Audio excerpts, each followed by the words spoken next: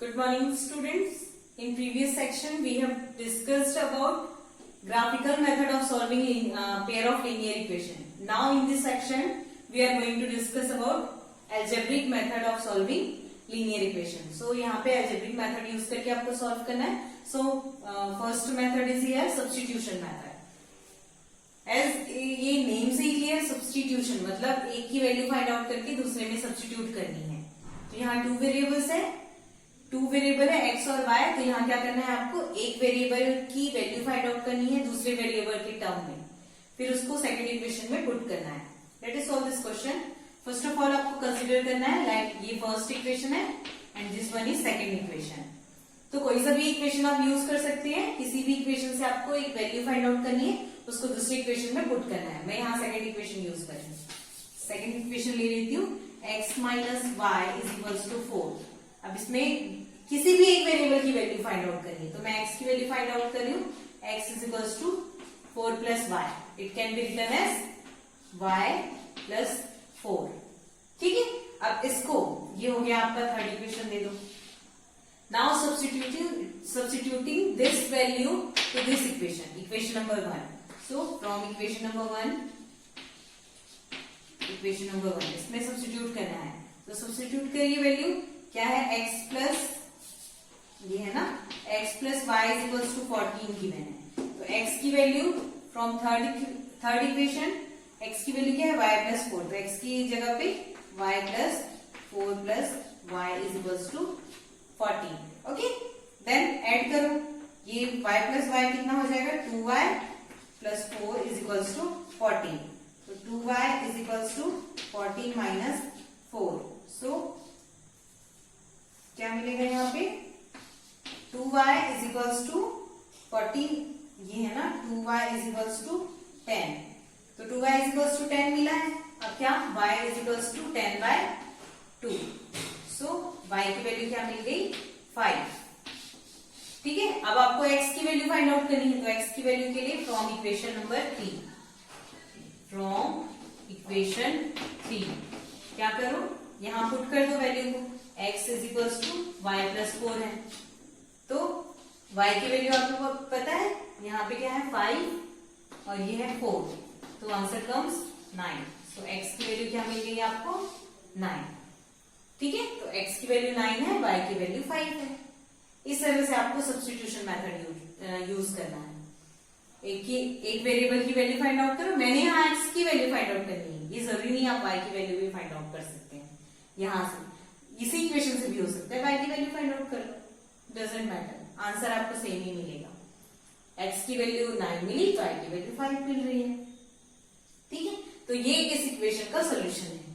तो कैसे भी फॉर्म में गिवन हो, आपको क्या करना है, जस्ट ये फॉलो करना है और पुट करने हैं वैल्यू. सिंपल, जैसे कि फ्रैक्शन के फॉर्म में कभी गिवन होता है ना, लाइक अगर ऐसा है x minus 2/5 is equals to 30, ऐसा है, तो इसको रिड्यूस कर लेना है. ऐसा 5x minus 2 is equals to 30, 5 से 65, ऐसा, इस तरह ये इक्वेशन रिड्यूस हो जाएगा इस फॉर्म में. देन उसको सॉल्व करो. सिंपल है, मतलब डिफरेंट मीनिंग.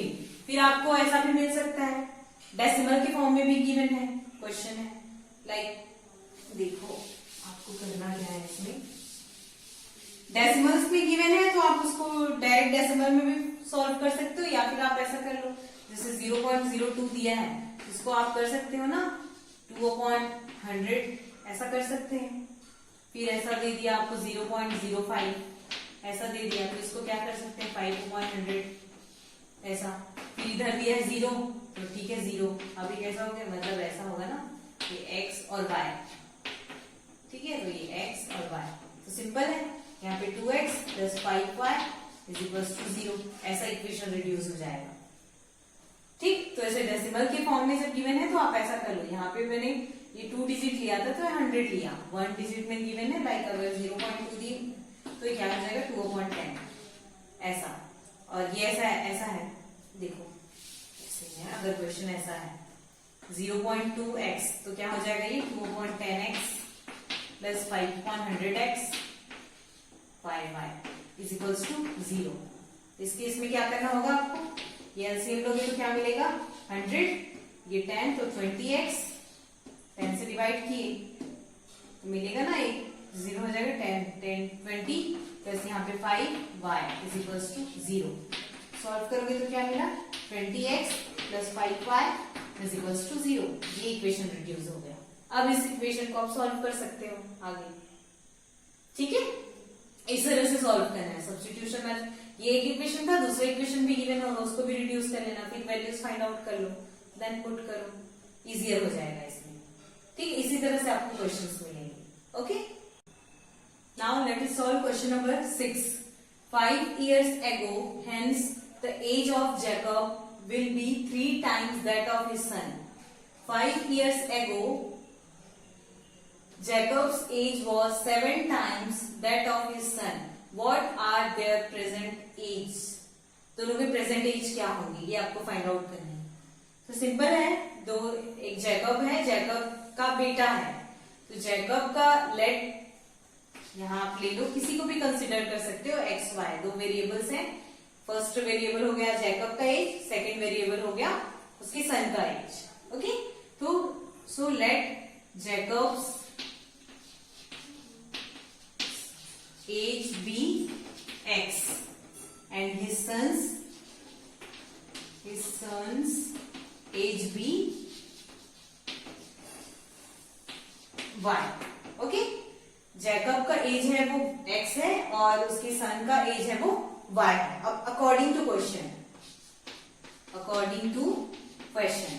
क्वेश्चन क्या होगा, 5 years ago जैकब का एज क्या हो जाएगा। आप इसको अच्छे से वर्ड्स में लिखना, मैं इस वजह से आपको एक्सप्लेन कर रही हूँ। According to question 5 years now है ना, अभी 5 साल बाद है, 5 years हेंस है, तो 5 साल बाद उसका जो एज है वो क्या हो जाएगा, जैकब का age after 5 years x plus 5 होगा, ठीक है ना। जैकब का क्या हो जाएगा, x प्लस 5 हो जाएगा, और उसके सन का एज क्या हो जाएगा, y प्लस 5 हो जाएगा, है ना, 5 साल बाद। अब क्या करो, अब क्या बोला, रिलेशन क्या बोला है, the age of Jacob will be 3 times that of his son. 3 times हो जाएगा, मतलब जैकब का एज है उसके बेटे के एज के 3 times हो जाएगा। मतलब ये कैसा मिला रिलेशन, इस टाइप का, ठीक है। अब इसको सॉल्व कर लो, सॉल्व करोगे तो क्या मिला, x plus 5 is equals to 3y plus 5 3 is 15, तो x minus 3y is equals to 15 minus 5। 3y को मैं इधर ले आई, इस 5 को इधर ले गई, चलिए, तो x minus 3y is equals to 10। ये आपका मिल गया फर्स्ट इक्वेशन, ठीक है, फर्स्ट इक्वेशन मिल गया। अब आपको सेकंड कंडीशन भी गिवन है, ये तो फर्स्ट कंडीशन के अकॉर्डिंग है।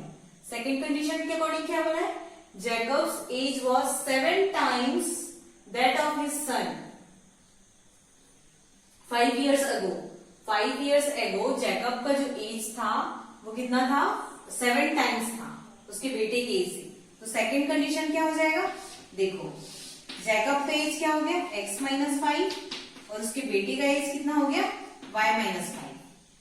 7 है ना, 7 years ago, नहीं 5 years ago है, 5 years ago, तो x माइनस 5 और y माइनस 5। फिर क्या बोला, वो 7 times हो जाता है, जैकब का जो एज है वो 7 times हो जाता है उसके बेटे की एज। तो ये कैसा रिलेशन होगा, इस तरह का, x माइनस 5 ये जैकब का एज है और ये उसके बेटे का एज, उसके बेटे के एज का 7 times जैकब का एज। ओके, अब इसको सॉल्व करो, x minus 5 is equals to 7y, 7 5 से 35। सॉल्व करोगे तो क्या मिलेगा, x minus 7y 35 minus 35 plus 5, तो क्या मिला, x minus 7y is equals to minus 30। इसको सॉल्व करोगे तो प्लस 30 हो जाएगा, x minus 7y is equals two plus 30। इस तरह से ये दो इक्वेशन मिल गया, ये फर्स्ट इक्वेशन है, ये सेकंड इक्वेशन है। अब दोनों इक्वेशन को आप सब्स्टिट्यूशन मेथड से सॉल्व कर लो, जो मैंने फर्स्ट में एक्सप्लेन किया, ठीक है। मतलब क्या करना है, आपको बस कंडीशन लेना है, फर्स्ट कंडीशन के अकॉर्डिंग, सेकंड कंडीशन के अकॉर्डिंग। दोनों में फर्स्ट कंडीशन में आपको फर्स्ट लीनियर इक्वेशन मिलेगा, सेकंड कंडीशन में आपको सेकंड लीनियर इक्वेशन मिलेगा, ठीक है। देन सॉल्व करो दोनों इक्वेशन को सब्स्टिट्यूशन मेथड से। इस केस में तो आपको सब्स्टिट्यूशन मेथड यूज करना है, आगे फिर एलिमिनेशन है, क्रॉस मल्टीप्लिकेशन है, वो तो यूज करेंगे। ओके, तो ये जो एक्सरसाइज 3.3 है वो जस्ट आपको ये फॉर्म करना है, ये समझना है, देन फॉर्म करने हैं और सॉल्व करना है। ओके, सॉल्व करिए और डिस्कस करते हैं फिर जो भी डाउट्स हैं वो। Okay, I hope it is clear to all. Thank you so much.